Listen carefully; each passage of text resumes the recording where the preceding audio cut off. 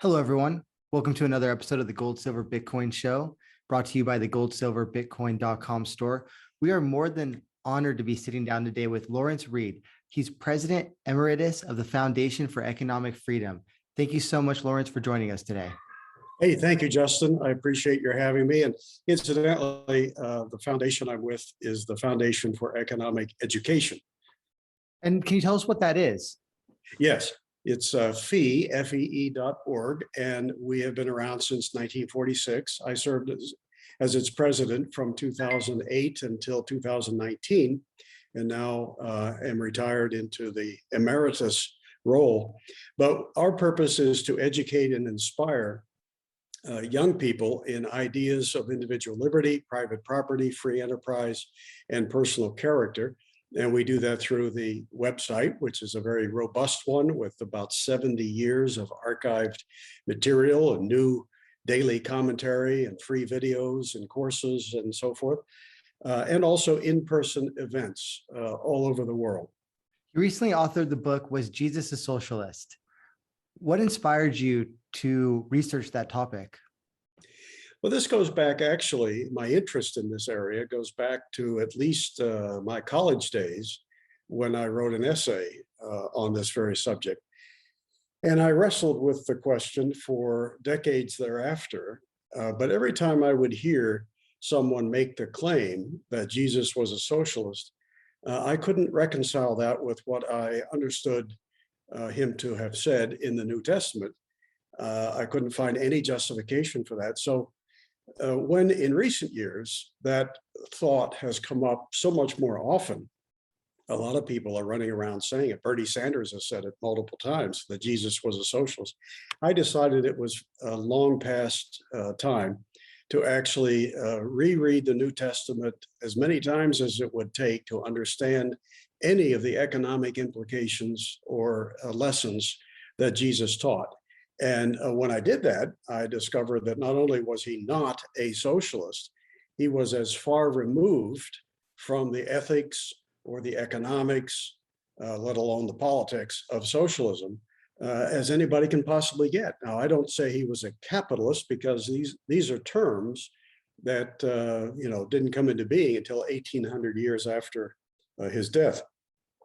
So, but I think it's a grievous sin to suggest that in any way Jesus was a socialist or sympathetic to socialism.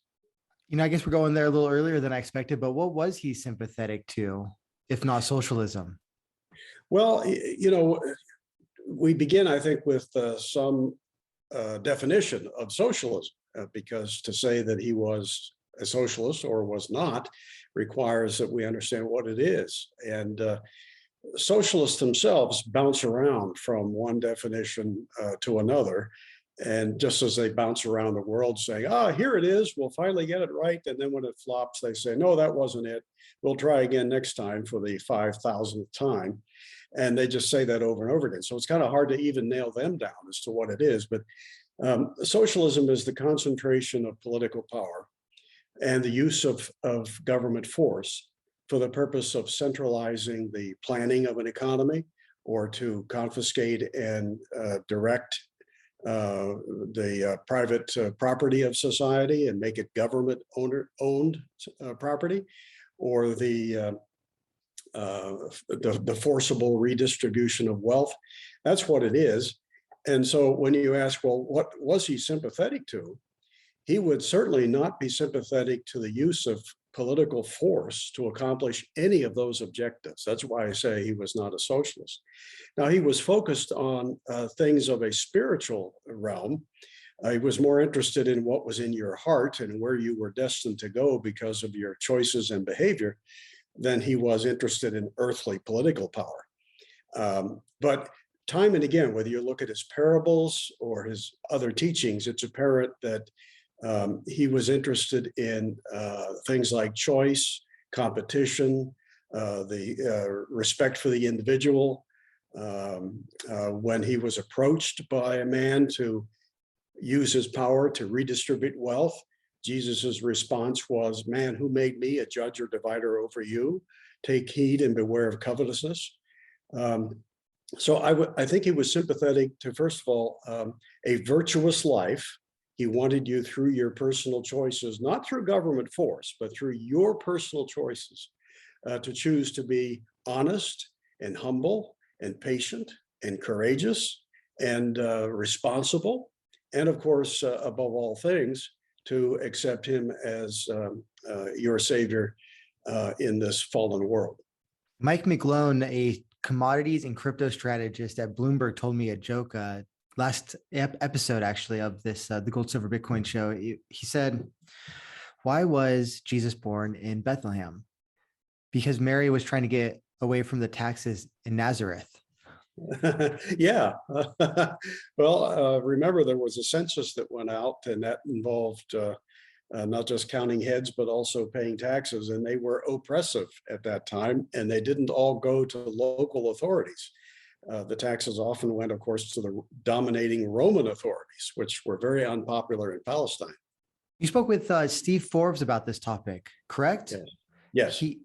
I believe in that interview, you said, quote, I know of nothing in any of Jesus's words in the New Testament that would suggest he would be in any way friendly to crony capitalism, to the use of government to get something at other people's expense.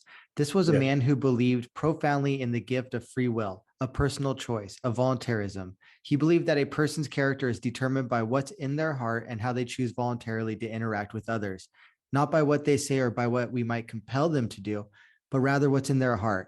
That is so central to the message of Jesus Christ. Yes, yes, it is. And just think of this. A lot of people will say, well, but he was so sympathetic to the poor, therefore he must have been a socialist. But lots of people are sympathetic to the poor. Lots of capitalists and people who believe in free enterprise are sympathetic to the poor. In fact, there's more caring and sharing and good things being done for the poor under capitalism than ever is done under socialism. If Jesus came back today and spoke to a large audience, and if he said to that audience, okay, tell me, what did you do for the poor? He would not be impressed if you raised your hand and said, well, I voted for the politicians who said they would take care of that. I think he would say, you didn't get the message. It's not, who you vote for. It's not what the politicians do with other people's money collected at gunpoint that matters. It's what you, from your own free will and of your own resources, choose to do that makes the difference. What's the intersection between your economic work and this work on Was Jesus a Socialist? Well, on economic matters, ever since my high school days, and that's a long time ago, that's literally half a century ago, I have been keenly interested in freedom and free markets.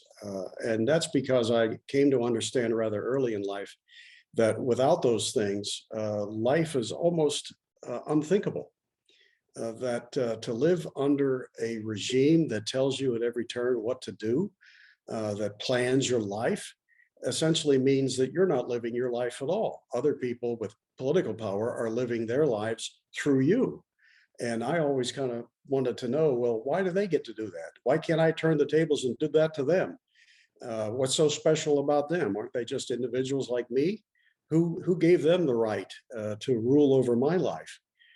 So I've always been skeptical of the concentration of power. And then over the decades, the evidence that that is toxic just mounted by the day. I mean, it's ever more obvious, it should be, to thinking people today than it ever was in history.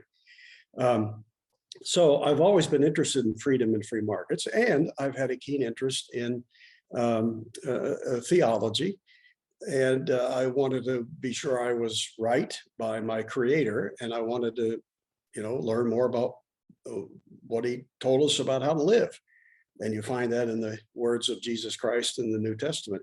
And then I discovered to my delight that my ideas in freedom and free markets were not at all incompatible with the teachings of Jesus. In fact, they made every bit of sense in the light of his emphasis on individual choice and respect for the lives and the property and the rights of individual people.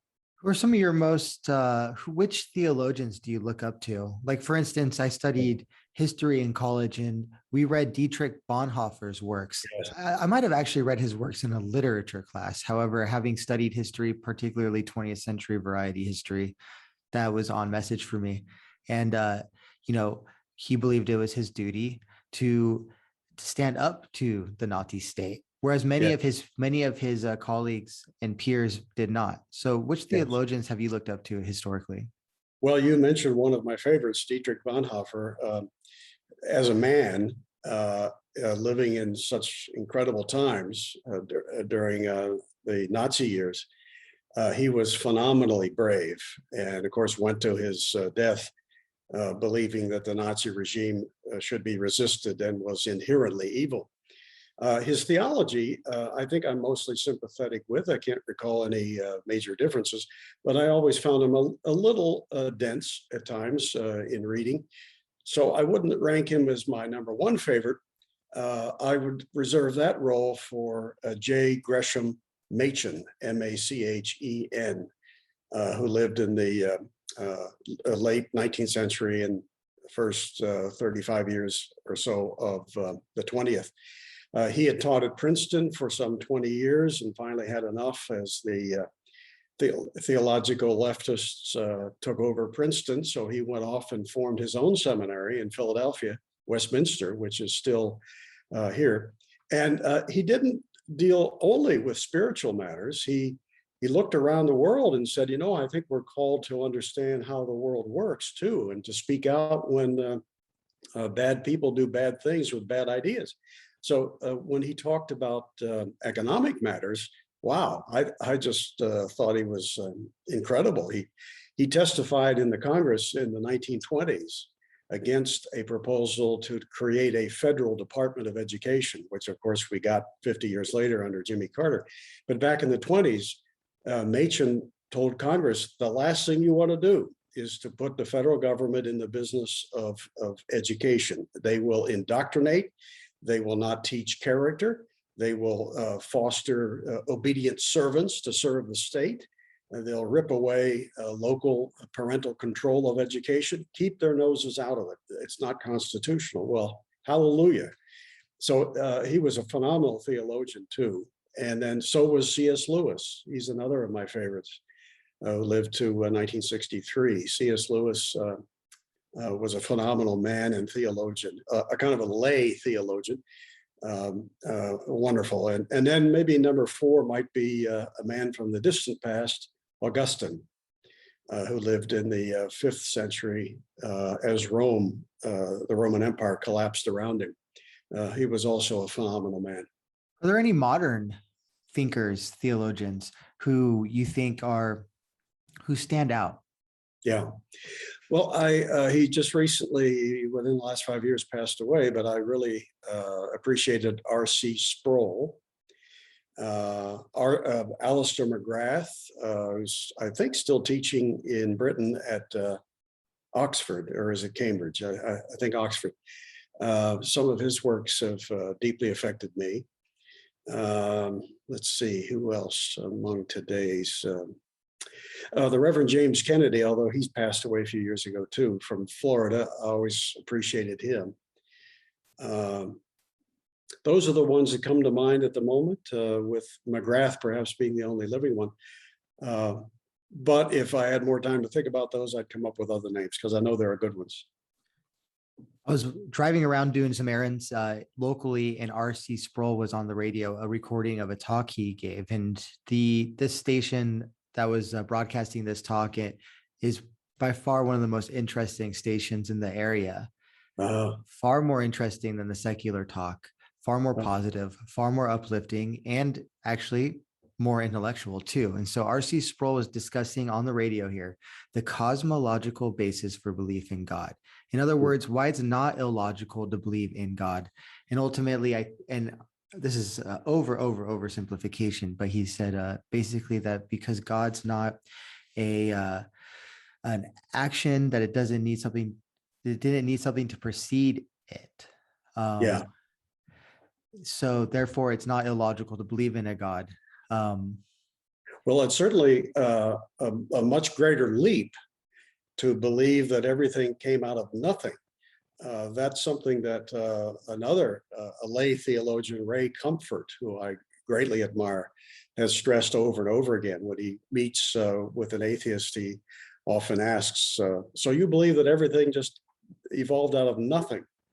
And I've never seen an atheist actually credibly explain why or how that could happen.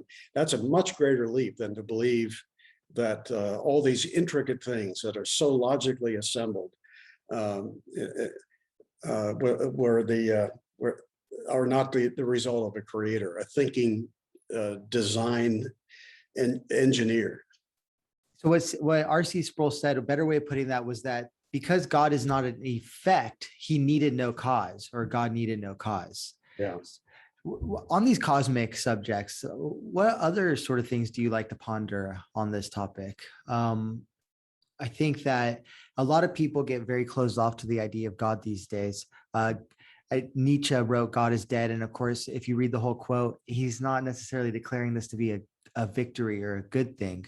Yeah. And unfortunately, I think there's a lot of my peers in my generation who have a knee-jerk reaction away from theology and I guess God-based belief systems.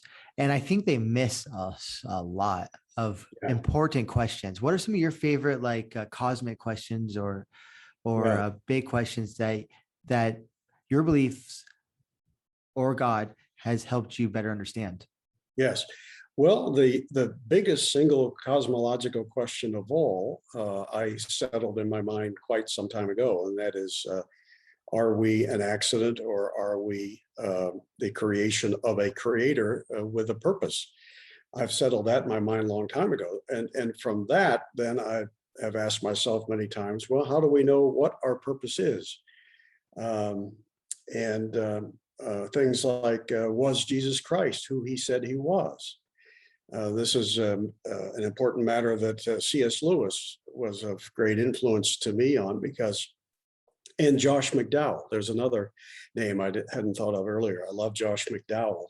His book, More Than a Carpenter, had huge impact on me, because he looked at the question of, did Jesus exist, and was he who he said he was? He looked at it first from the standpoint of a skeptic who went about to kind of prove that if he existed at all, we don't really, that he wasn't who he said he was. But then he discovered, no, he really was who he said he was. C.S. Lewis said that there are only three possibilities with regard to who Jesus was. He was either Lord, meaning he was who he said he was, sent by God himself, God incarnate, or he was a liar, or he was a lunatic. There is no other option. And so people who say things like, oh, well, yeah, he taught some good things, so he was a good teacher, but I don't think he was the Son of God. Well, then you're saying, in effect, that he was a liar or a lunatic. And I'm not sure you can be a good teacher if you tell lies, and if you're a lunatic. So those are the big cosmological questions. And when it comes to the awesome world in which we live, I'm just always asking myself, as I look around, what are the chances that all of this could be so ordered? And am I not thankful that this is, in fact, an ordered universe?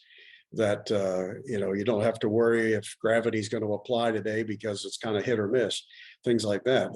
There's tremendous order in the universe that suggests very strongly to me that that's not accidental. You come across I don't know who first came up with this example, it's not original with me, but if you came across an outboard motor, you wouldn't look at that and say, isn't that interesting, that complete accident of nature. Those objects came together and evolved into an outboard motor for a boat. No, you would say that is obviously the result of design. Somebody consciously said, I'm going to create that thing, and for a purpose. And that's the way I view the world. That's a pretty big cosmological question right there. I know that Bertrand Russell was one of the main people that R.C. Sproul was critiquing in his talk that I was listening to. And you read some of what Bertrand Russell wrote, and indeed what many people critique about belief in God. And I think that it misses key tenets Yeah. of God's design. For instance, so Russell is quoted as saying, quote, "Do you think that if you were given millions of years in which to perfect your world, you could produce nothing better than the Ku Klux Klan or the fascists?" And then people look at the world around and look at all the suffering, like what kind of God would allow this? However, I believe this is very simply explained through free will. Am I Mhm. mistaken? No, I think you're right. I think this goes to the very nature of human beings. What was it that God created when he conceived humanity? Well, he didn't create robots that simply are to be programmed by him or some master planner and then to carry out orders. He created, I mean, who would want that? I mean, if you want to create something that would show reverence for you as the creator and to live a good life, you don't want robots. You want beings who have the ability to decide, I want to go this direction or I want to go that direction.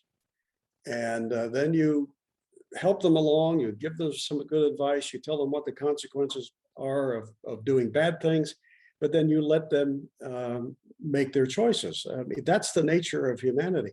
So a lot of objections to what human beings, individual human beings have done, a lot of this is a failure to recognize that God gave you the free will, and some people don't use it properly. Some people come to the wrong conclusions. So life is a constant exercise in knowledge building and character building. And a lot of people also, I think they object to Christianity because they say, in effect, in so many words, they say, well, I wouldn't have created me the way God did. And since I'm unhappy with that, I'm just going to say he doesn't exist. That's like saying, I don't like that painting, therefore, I'm not going to believe that anybody painted that. It's kind of like the clay objecting to the potter, saying, why did you make me into a vessel of this shape? I wanted to be another shape. Well, I'm sorry, those are the rules of the game. You ought to be thankful he created you in any shape. I was very young and I listened to a band called Bad Religion. And so when I was like 13 years old, I pretty much probably was an atheist for a very brief spell. But because for some reason, driven for whatever reason, I read the singer of that band's PhD dissertation in which he lays out a naturalist worldview, a naturalist philosophy. I think he actually did a survey of many evolutionary biologists about their belief system. And in it, I was introduced to naturalism. And to summarize naturalism, I suppose I would say that the catchphrase, like on a billboard, is that, God is nature, nature is God. And through that belief system, I basically landed back to God and a higher power. Mm-hmm. And I sensed that my peers who remained atheists, which is essentially just defining themselves by that which they are not, lack a connection with that higher power. Yeah, I think so. And some of them with a little time may outgrow that because there's a natural rebelliousness in young people. I think in all people, there's a natural rebelliousness, but you especially see it among young people who, as in their late teens and 20s, they kind of think they're on top of the world. And when someone suggests they ought to look into the teachings of a man from 2,000 years ago, they kind of rebel and say, what? I know, I want to do my thing. And to suggest that maybe they should listen to what Jesus said 2,000 years ago, to a secular humanist or to a rebellious person, that all sounds like, oh, no, so then I got to do what somebody else says instead of what I want to do. And sometimes it just takes a little time and understanding to realize that the rules that were written in the natural world are there for a reason. And when we rebel against them because we find them confining or restricting, is to, I think, reject the tenets that would make for a good life. And it just takes a little time for a lot of people to realize that. Why is socialism immoral? First and foremost, I think it's immoral because it rests upon the use of force. And I know immediately a lot of socialists would reject that. They would say, what? That's no, we're going to, they try to get around that. But in the end, their laundry list of things they want to do are not voluntary. I mean, if they were all voluntary, if the things they wanted you to do were a matter of your choice, well, I would say, well, you can do that under capitalism. Why do you need the state to come in and force people to do it? If it's voluntary, it's not socialism. That's the way I look at it. And when it's not voluntary, then you start to have to ask questions like, well, then what are they using force for? Is it for their particular vision of society? Is it so they can line their pockets? Is it so they just think they are smarter than you? I haven't found a really good reason to use force to the degree and extent that socialists want to use it. They want to use it for everything. So that's the first reason why it's immoral. The second reason is it presumes knowledge that the socialists can't possibly have. F.A. Hayek, the great Austrian economist, as this applies to economics, put it well when he said the curious task of economics is to convince men of how little they know of what they imagine they can design. And basically he was saying, these know-it-alls in society who think that, hey, just give me political power and I can shape and plan and mold society, push people around, make them do what I think they ought to do. That's fundamentally immoral. That is to assume the role of almost a slave master, that you know best how others should live. And that's why those of us who believe in liberty say, keep that kind of thing to a bare minimum. And if you're going to have government, keep it confined to the role of making sure people respect the lives and the property and the choices and the contracts of others, and not do violence to them. Are there any other economic parables that we haven't touched on that are in the Bible that stood out to you in your research? Yes, of almost 40 parables that Jesus told, there are 3 that are explicitly economic or have a lot of economic content. I mean, all of them also had a spiritual dimension, but 3 had a heavy economic message. And they all come to the basic same conclusion, which is in defense of things like personal choice, competition, accountability, private enterprise. One of them is the parable of the Good Samaritan.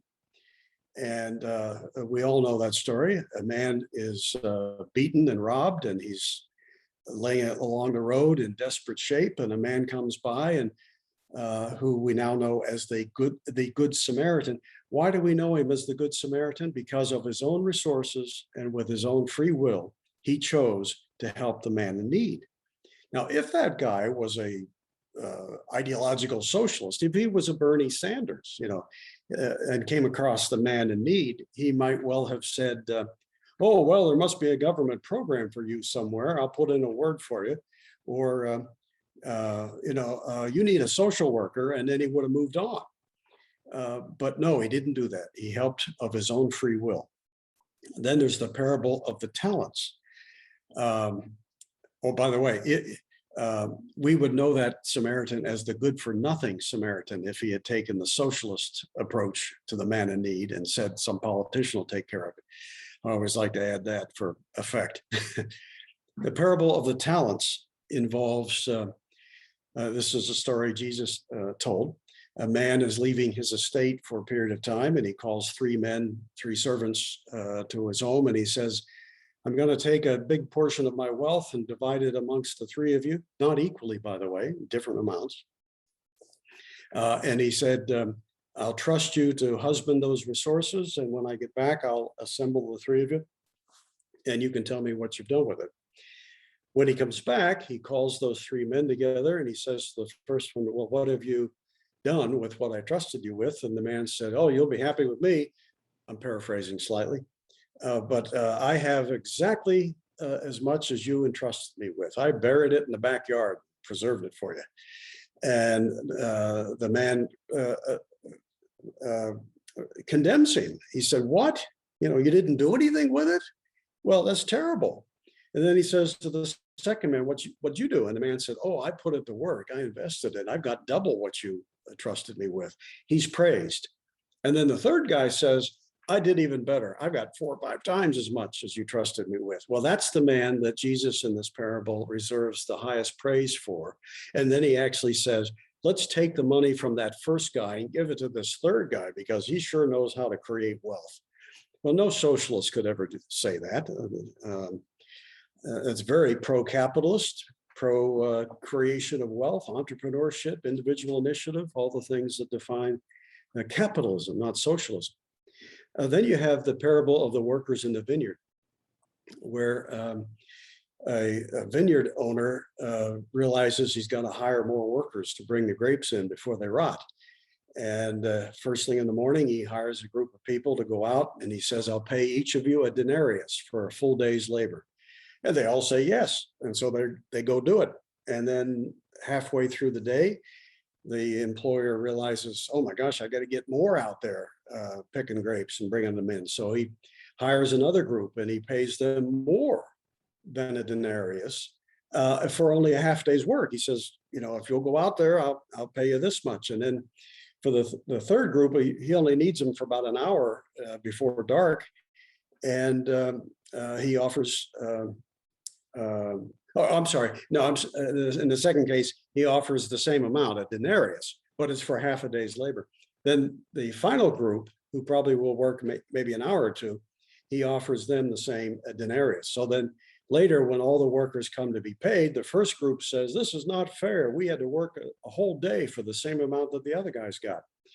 And, if Jesus were a socialist, he would have the estate owner say something like, "Oh, I'm so sorry. Yeah, that's unfair. We'll equalize everything or according to the hours that you work."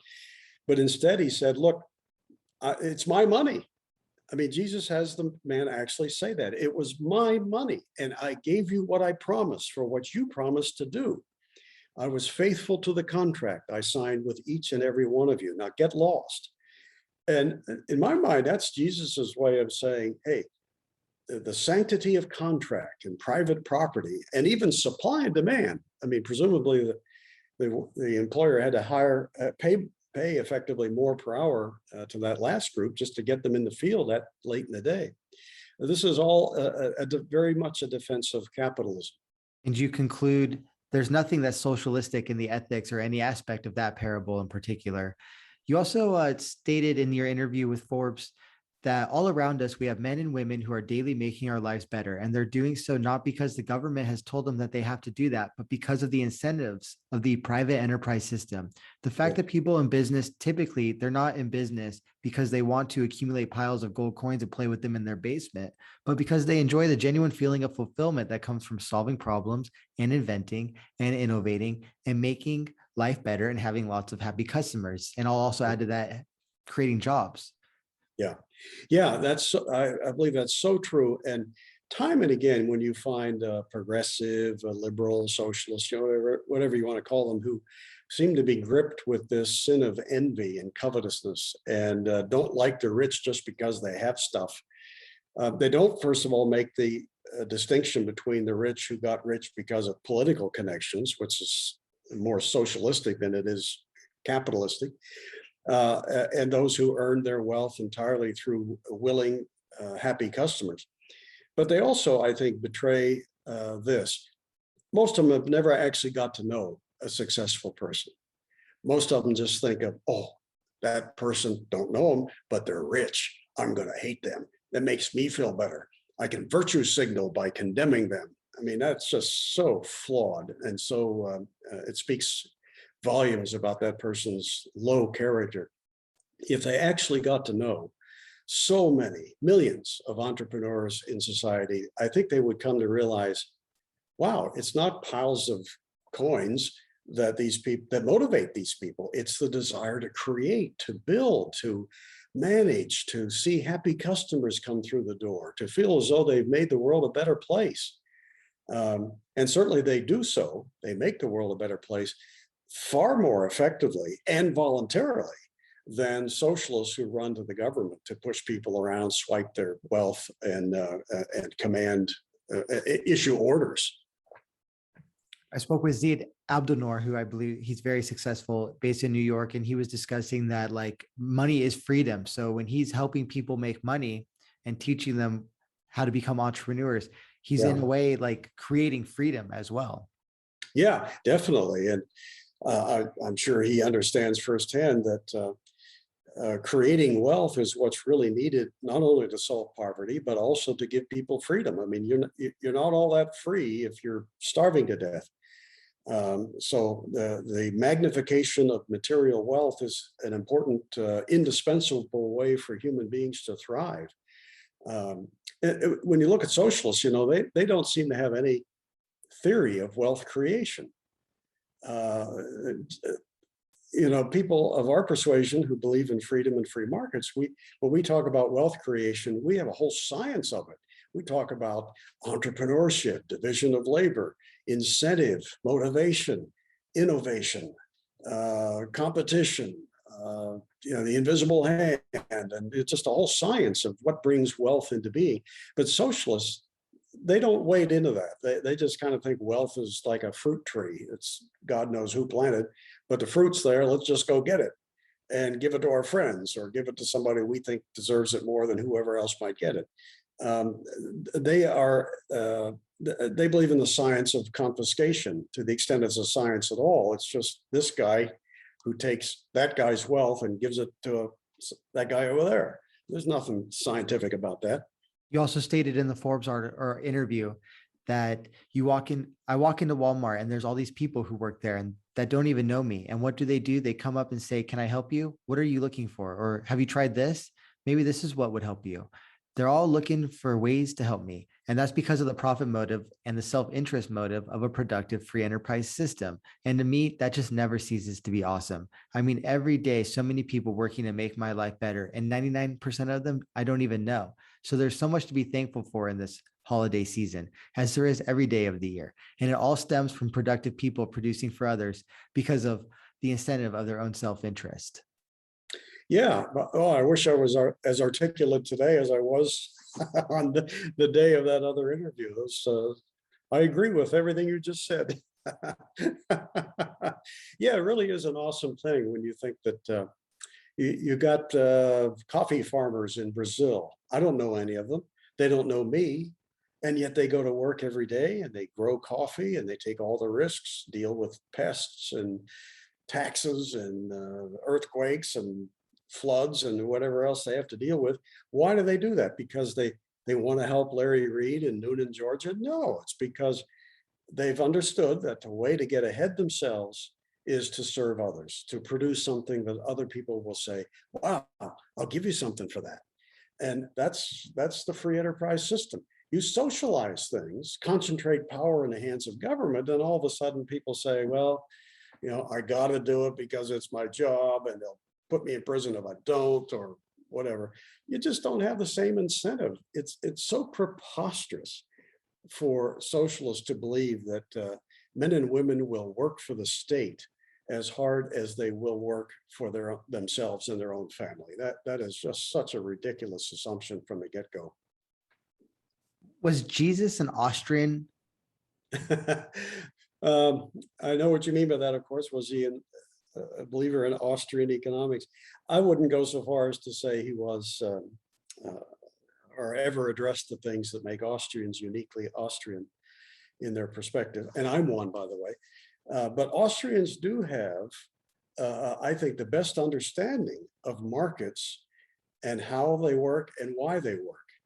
And so in that way, I think many Austrians would find the teachings of Jesus to be sympathetic and compatible. I mean, I do because I understand the market. That makes me favorable, I think, to things like the price system and the profit motive and service to others, because that's the way you get ahead yourself. And I understand the shortcomings of concentrating political and economic power in the hands of politicians.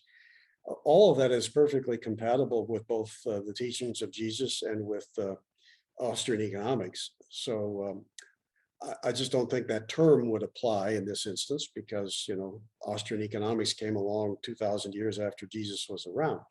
But I don't see anything in Austrian economics that I can think of that Jesus would say, no, you got it wrong. How do you delineate between capitalism and Austrian economics? Well, capitalism, which, to the extent I can get away from that term and use free enterprise or the marketplace, I think that's usually to our advantage because capitalism was a Karl Marx creation as a term, and it carries a lot of baggage, unfortunately. It shouldn't, but it does. People think they know what it is, but that usually is colored by the misconceptions they pick up along the way. Um, so capitalism is an economic system. Austrian economics is a way of looking at the economic world. It's a way of understanding it. It has a unique methodology, such as focusing on the individual and not collective entities. So think of it this way. One is a flawed term to describe a social, political, economic arrangement. And the other, Austrian economics, is a perspective. It's a way of understanding the economic world. So they're not quite, it's not a system. It's a collection of ideas that integrate our understanding of how markets work. What's your hope for the future of humanity, and how does your work play a role in that? Well, I am an optimist by very nature. So in the long run, I am optimistic, although I readily concede, at the moment you could point to a lot of things and say, well, that's not going right. Or, socialists are in ascendancy here or there. Over the years of the history of humankind, there seem to be cycles. We achieve great things and then we forget some of the principles that caused it, and we fall back, and then we kind of have to learn them again and go through a period of pain, and that probably is going to continue to happen. But for the longer term, I'm optimistic that humans will ultimately recognize that the use of force is so antisocial. And if we really want to flourish, we need to find ways to live with each other in peace, to respect each other's lives and property choices and contracts. And I'm optimistic that will happen, though I don't know when. But I also believe inherently that there's no reason to be a pessimist, because first of all, nobody knows the future.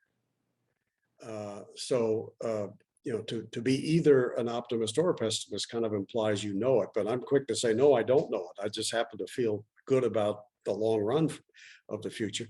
But to be a pessimist, I think that mentality is self-fulfilling. It's a self-fulfilling prophecy. If you go into life or the future and think ahead of time that all is lost, we're going to hell in a handbasket, the future's terrible, well, then you tend to help bring that very future about, because you withdraw from fighting for what's right. You kind of give up. And optimists, I don't think, do that. Optimists feel like, hey, no matter what the obstacles are, we can learn from them, we can do better, we can find good even in bad, we can turn things around, but we have to get active in order to make that happen. Pessimists sort of take themselves out of the fight, which makes their view of the future a bit self-fulfilling. What makes you optimistic for the future that you see on a day-to-day basis in the present day? So your quote about the Walmart workers comes to mind, or that there are tools at humanity's fingertips, such as the tools we're using right now to have this conversation, that will be able to distribute with our option of intermediaries, not YouTube, not being the only one, so that we can have this conversation, as being some of the reasons why I am optimistic. Perhaps Bitcoin is a reason for people to be optimistic, that there has become an alternative type system, or that these types of classical ideas are flourishing in the tech realm through Yes. Bitcoin technology, silver and gold, we still have these resources available at our fingertips. So what makes you optimistic? Well, you mentioned one thing right there, Bitcoin. I remember not so long ago, before Bitcoin and the other digital currencies that have arisen, uh, whenever we free market economists got into discussing money, we saw a lot of glazed eyes when we said that money doesn't have to be an invention or creation of government, that choice and competition in the private sector can work in money just as it does in other areas. In fact, a government monopoly over money is the source of much of our mischief and economic misery. But a lot of people just didn't understand that because they thought, oh, what, you're gonna take government out of money? No, it's always been in charge. And well, now we can say, hey, alternatives have arisen to government money. The market is asserting itself, and isn't that a marvelous thing? And so I always tell people, I don't know what the future may be for digital currencies, but I'm delighted that they're here because, to begin with, they give people options. They give us more ability for privacy, and they should show us that government monopoly over money is a bad thing. We ought to be encouraging choice and competition. But bigger than that, of course, is the fact that I know that human beings have brains. Lots of people don't use them, but we still have them, and that good people, when they put their brains to good use, will discover and innovate and produce things only the imagination could have thought of a few years before. Tomorrow, because of the technology that arises from the human mind, tomorrow could very well be a virtual nirvana if we just get out of productive people's way and allow them to innovate and create. So that makes me optimistic for the long run, that humanity will prevail over force and over the primitive doctrines of socialism, and recognize that enterprise and innovation, creation of wealth, service to customers, that's the way to flourish, not commands from silly politicians who don't know 1/10 of what they think they know. Can you tell me about your experience observing Bitcoin from the Austrian view, or if not from the Austrian view, just from your view? Yeah, well, it's an interesting question because as a believer in the regression theorem of Austrian economics, I always believed, and I think we have to think about revising our thoughts along these lines somehow. I always believed that money, for something to arise as a reliable chosen money medium of exchange, it has to have some link to a real substance, like gold and silver. So I thought of real money in terms of gold and silver and the metals that were chosen freely in the marketplace.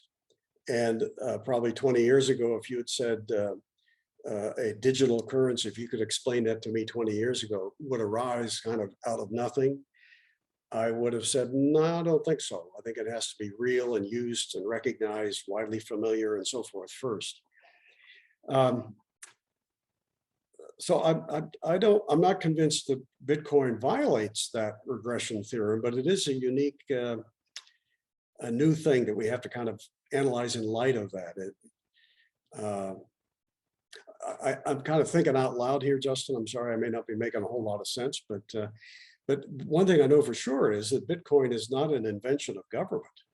It has arisen naturally in the marketplace. And even if you don't yet want to call it a money, even if you think of it purely as an imaginary commodity, you can't deny the fact that it's not a government creation. And for that reason, I welcome it. Whether it will eventually emerge as a widely used medium of exchange, I think only time can tell.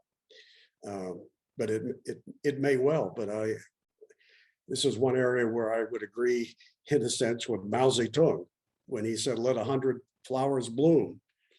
Of course, the difference there is that he wanted the flowers to bloom so he could pick them once they showed themselves. Whereas I want 100 flowers to bloom because I believe in choice, competition, and freedom. Alan Stevo, who's a thought leader in the Bitcoin industry, notes that he sees Bitcoin as an Austrian invention.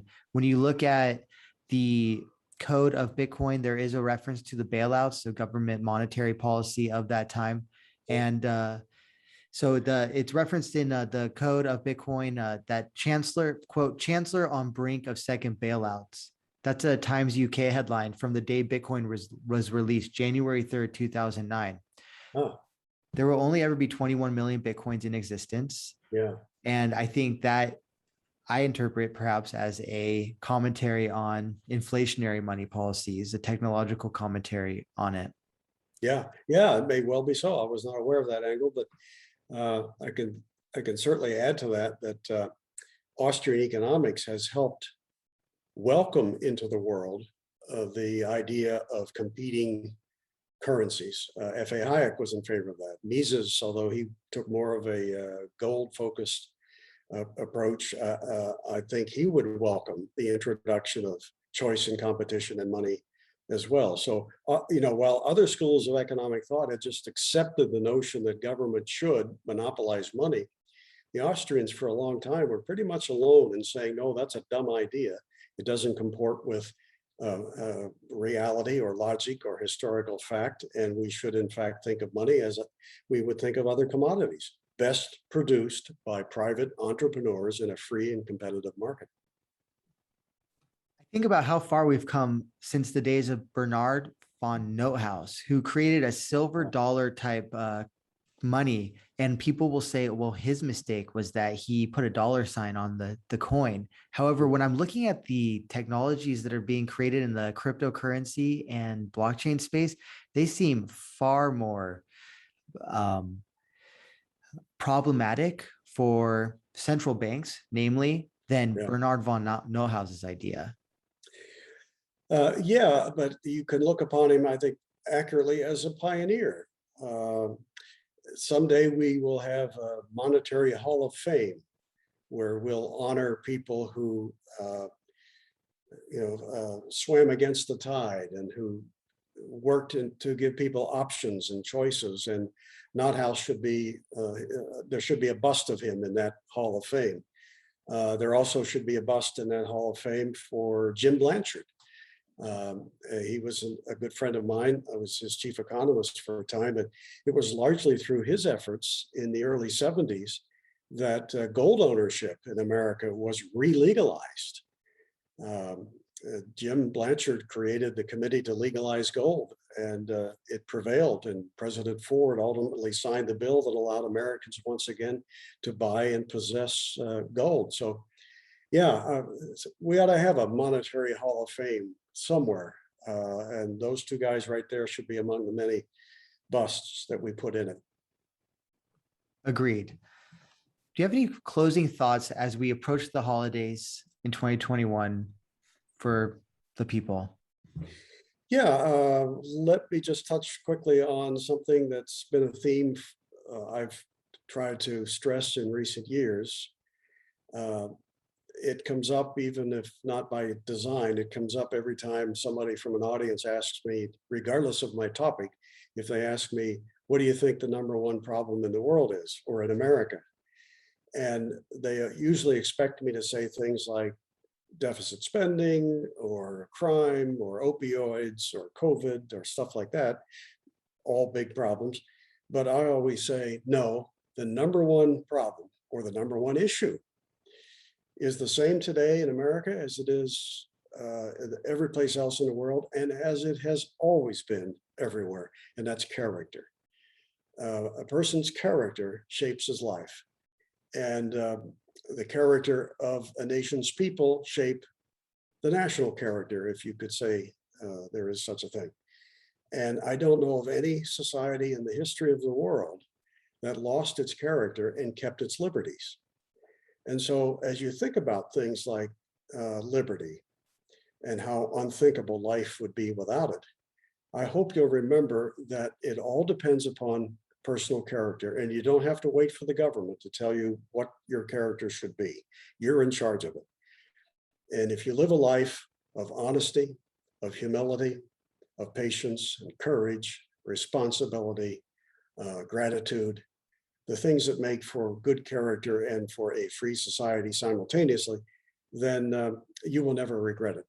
And I see the world every day as full of people who have forgotten that lesson, who will cut corners on character at every turn, and who are poor examples for their own children because they don't value character as they should.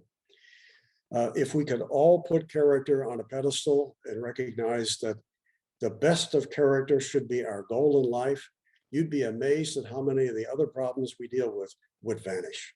We've had the honor and privilege of sitting down today with Lawrence Reed, the President Emeritus of the Foundation for Economic Education, and also the author of a good book that I recommend. It should be at supermarkets. It seems like a book that would be at this right at the supermarket when you're checking out. Was Jesus a socialist? Why this question is being asked again, and why the answer is almost always wrong. I can see that on the New York Times bestseller list, that title, the cover, and everything. So thank you so much, Lawrence, for sitting down with us today. My pleasure. Thank you, Justin, and thanks to all the listeners who have tuned in. Appreciate it. Thank you, everyone, for listening.